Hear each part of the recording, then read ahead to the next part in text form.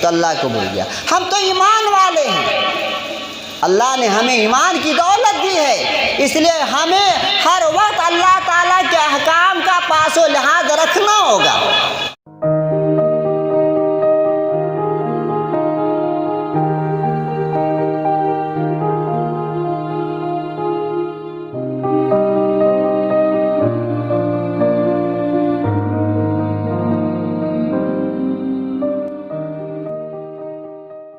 بیوی کا بھی خیال رکھو اور اس کے ایک ایک حق کو ادا کرنے کی کوشش کرو۔ اور اس آیت کے آگے 2 صفحہ کے بعد میراث کا جو ہے مسئلہ اللہ تبارک و تعالیٰ نے ذکر کیا ہے، اور اسی سورت کے شروع میں اللہ نے یہ کہہ دیا کہ یہ عورتیں مردوں کی ہی جسم سے، یعنی حضرت آدم علیہ السلام کے جسم سے پیدا کی گئی۔ تو کہا کہ جب میراث کا مسئلہ آئے نا تو صرف اور صرف مرد حضرات نہ بٹور لے، یہ عورت تمہارے جنس سے ہے، لہذا ان عورتوں کا بھی حق ہونا چاہیے میراث میں۔ میراث کے مسائل ہے، بہرحال عورتوں کو محروم کرنا یہ بہت بڑا گناہ ہے۔ اللہ تبارک و تعالیٰ نے عورتوں کا حق قرآن کریم میں رکھا ہے، متعین فرمایا ہے۔ اب اگر کوئی آدمی اپنی بیٹیوں کو محروم کر دیتا ہے، اپنی بہنوں کو محروم کر دیتا ہے، تو میرے بھائی وہ آدمی ناجائز مال کھانے والا ہے، اور کل آخرت میں اس آدمی کی گرفت اور پکڑ ہوگی۔ تو اللہ نے کہا وَخَلَقَ مِنْهَا زَوْجَهَا، کہ اسی ایک جان سے اللہ تعالیٰ نے ان کی بیوی حضرت حوا رضی اللہ تعالیٰ عنہ کو پیدا کیا۔ وَبَثَّ مِنْهُمَا رِجَالًا كَثِيرًا وَنِسَاءً، اور ان دونوں حضرات سے اللہ تبارک و تعالیٰ نے پوری دنیا کے اندر بہت سارے مردوں کو اور عورتوں کو پھیلایا۔ یعنی یہ رشتہ جو ہے میاں بیوی والا رشتہ، اس کو معمولی مت سمجھو، یہ ایسا رشتہ ہے کہ اسی رشتے کی بنیاد پر یہ دنیا آباد ہوئی ہے، ورنہ یہ دنیا تو ویران تھی، یہ دنیا ویران تھی۔ کوئی کسی درخت اور ہریالی کو پوچھنے والا نہیں تھا، نہ کوئی کسی دریا کا نظارہ کرنے والا تھا، اور نہ کسی صحرا سے مسرت حاصل کرنے والا تھا۔ کسی چیز کی کوئی حیثیت نہیں تھی جب یہ جوڑا نہیں تھا، اور جب یہ جوڑا آیا اور پھر اس جوڑے سے اللہ تبارک و تعالیٰ نے دنیا کے اندر مردوں کو اور عورتوں کو پھیلایا، تب جا کر کے یہ دنیا آباد ہوئی اور ساری چیزوں کی جو ہے عظمت اور وقعت جو ہے لوگوں کے دلوں میں آ گئی۔ تو یہ رشتہ معمولی رشتہ نہیں ہے، یہ بہت اہمیت والا رشتہ ہے۔ سارے کے سارے رشتوں کا دار و مدار اسی رشتے پر ہے، میاں بیوی والے رشتے پر ہے، کہ میاں بیوی والے رشتے سے پہلے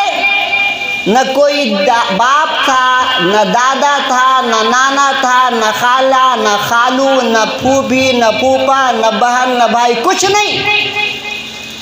جب یہ میاں بیوی والا رشتہ قائم ہوا، اب جا کر کے بچہ پیدا ہوتا ہے، اب باپ بنتا ہے آدمی، پھر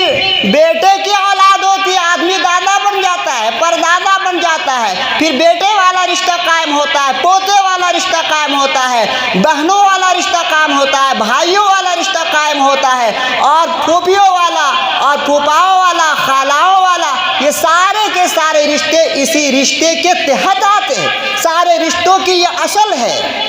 یہ اتنا عظیم رشتہ ہے،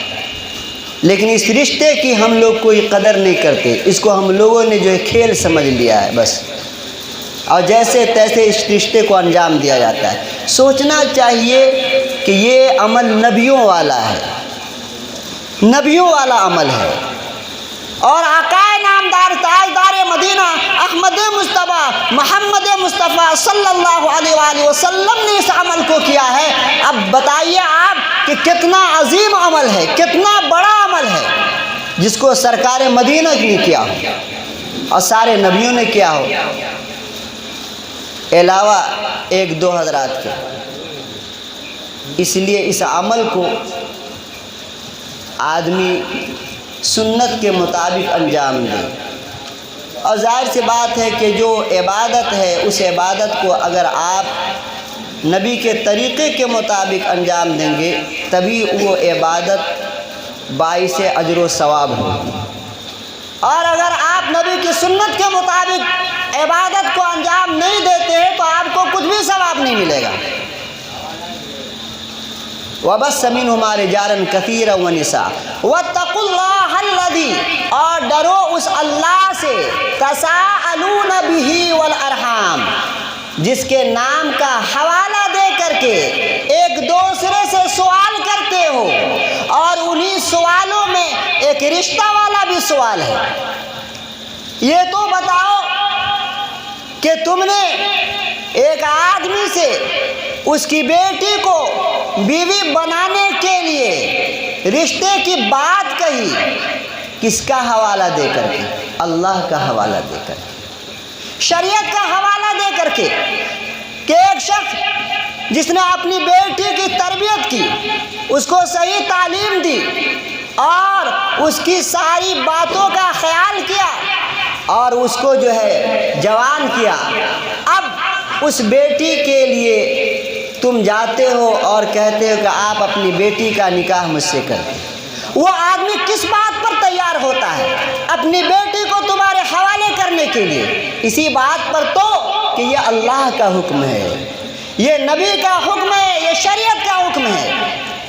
تو اللہ تعالیٰ فرماتے ہیں کہ ڈرو اس اللہ سے کہ جس اللہ کا نام لے کر کے اور جس اللہ کا حوالہ دے کر کے تم ایک دوسرے سے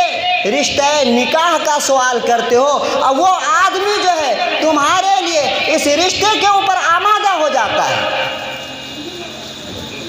تو اللہ کا حوالہ دے کر کے رشتہ کا سوال کیا، رشتہ مل گیا تم کو،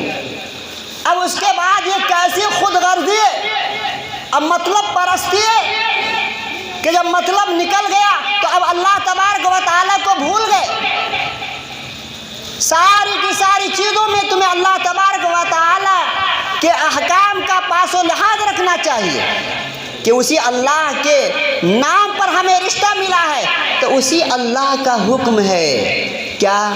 باراتی نہیں لے جانا ہے، اسی اللہ کا حکم ہے، کیا سلامی اور تلک نہیں لینا ہے، اسی اللہ کا حکم ہے کہ جہیز کا مطالبہ نہیں کرنا ہے، اسی اللہ کا حکم ہے نماز پڑھنا ہے، اسی اللہ کا حکم ہے شراب نہیں پینا ہے، اسی اللہ کا حکم ہے لہو و لعب میں اپنی زندگی کو نہیں گزارنا ہے۔ تو مطلب جب آیا تب اللہ تبارک و تعالیٰ کا حوالہ دے دیے، اب مطلب نکل گیا تو اللہ کو بھول گئے۔ یہ تو کافروں کی صفت ہوتی ہے۔ اللہ تعالیٰ قرآن میں ذکر کرتا ہے کہ وَإِذَا مَسَّكُمُ الضُّرُّ فَإِلَيْهِ تَجْأَرُونَ، کہ جب تم کو تکلیف، مشقت، پریشانی پہنچتی ہے تب تو اللہ تبارک و تعالیٰ کی جانب متوجہ ہوتے ہو اور گر گڑاتے ہو، اللہ سے مانگتے ہو۔ ثُمَّ إِذَا كَشَفَ الضُّرَّ عَنْكُمْ، اور جب اللہ تعالیٰ تم سے پریشانی کو دور کر دیتا ہے تبھی تم میں سے آدمی کیا کرتا ہے؟ شرک کرنے لگتا ہے، اللہ کو بھول جاتا ہے۔ تو جب مطلب کی بات آئی تو اللہ کو یاد کیا، مطلب نکل گیا تو اللہ کو بھول گیا۔ ہم تو ایمان والے ہیں، اللہ نے ہمیں ایمان کی دولت دی ہے، اس لیے ہمیں ہر وقت اللہ تعالیٰ کے احکام کا پاس و لحاظ رکھنا ہوگا۔ وَاتَّقُوا اللَّهَ، تو کہا ڈرو اس اللہ سے جس کے نام کا حوالہ دے کر کے تم ایک دوسرے سے سوال کرتے ہو، والارحام، اور رشتہ داریوں کا بھی خیال رکھنا کہ یہ نیا رشتہ قائم ہو رہا ہے، نکاح والا رشتہ، کہیں ایسا نہ ہو کہ اس رشتے کی بنیاد پر اور جو دیگر رشتے ان رشتوں کو بھلا دینا۔ ایسا ہوتا ہے عموماً کہ جب آدمی جو ہے شادی کر لیتا ہے تو اب کیا ہے، بھائی بہن والا رشتہ بھی کمزور پڑ جاتا ہے، خالہ والا رشتہ، پھوپھی والا رشتہ، سب رشتے کمزور ہو جاتے ہیں، حتیٰ کہ ماں والا رشتہ بھی کمزور ہو جاتا ہے، اور بیوی کے محبت میں آ کر کے ماں کو بھی کچھ نہیں سمجھتا، باپ کو بھی کچھ نہیں سمجھتا۔ اللہ فرماتے والارحام کہ رشتہ داریوں سے بھی ڈرو، ایسا نہیں ہونا چاہیے کہ یہ رشتہ جو تمہارا ابھی قائم ہو رہا ہے تو اس رشتے کی وجہ سے باقی سارے رشتے کو بھلا دو، ایسا نہیں ہونا چاہیے۔ اور یاد رکھنا کہ تمہارا اگر یہ خیال ہوگا کہ ہم یہاں جو کچھ کر رہے ہیں کس کو کیا پتہ ہے، کس کو کیا خبر ہے، ان اللہ کان علیکم رقیبا، یقیناً اللہ تبارک و تعالی تم پر نگراں ہے، اللہ تمہارے ایک ایک عمل کو دیکھتا ہے، سنتا ہے۔ اللہ فرماتا ہے وَنَعْلَمُ مَا تُوَسْوِسُ بِهِ نَفْسُهُ کہ ہم تو انسان کے جی میں جو بات آتی ہے اس سے بھی واقف ہے۔ تو میرے بھائی، اللہ تعالیٰ کا احسان، اس کا فضل و کرم ہوا کہ اللہ تبارک و تعالیٰ نے اس نیک عمل کو انجام دینے کی توفیق نصیب فرمائی۔ اب ہمیں اس عمل کی قدر کرنی ہے اور میاں بیوی میں سے ہر ایک دوسرے کے حقوق کی رعایت کریں گے اور دونوں ایک دوسرے کے دین کی فکر کریں گے، تب جا کر کے یہ نکاح تکمیل ایمان کا سبب ہوگا۔ حدیث شریف میں آیا کہ النکاح شطر الایمان، کہ نکاح آدھا ایمان، کہ جب آدمی شادی نہیں کیا ہوتا ہے تو خلوت والی جو زندگی ہے، تنہائی والی جو زندگی ہے، جو آپ رات میں سو رہے تنہائی میں، اس وقت کون آپ کے دین کی فکر کرے گا؟ اور جب شادی کر لیں گے تو آپ کے ساتھ آپ کی بیوی ہوگی، اور اس تنہائی میں اور اس خلوت والی زندگی میں آپ کے دین کی فکر آپ کی بیوی کرے گی اور آپ اپنے بیوی کے دین کی فکر کریں گے۔ انسان کی دو حالت ہے، ایک جلوت کی حالت، ایک خلوت کی حالت۔ تو خلوت والی حالت میں تبدیلی کب آئے گی؟ شادی کرنے کے بعد۔ اس لیے کہا نکاح آدھا ایمان ہے، نکاح کر لو گے ایمان مکمل ہو جائے گا۔ اس لیے جو آدمی نان و نفقہ پر قدرت رکھتا ہے، جو اپنی بیوی کو کھلا پلا سکتا ہے، اس کے باوجود وہ نکاح نہیں کرتا ہے، وہ بہت غلط کام کر رہا ہے، اس کو نکاح کر لینا چاہیے۔ اللہ تعالیٰ فرماتے ہیں کہ فقر کا ڈر اور خوف مت کرو، غریبی کا ڈر اور خوف مت کرو۔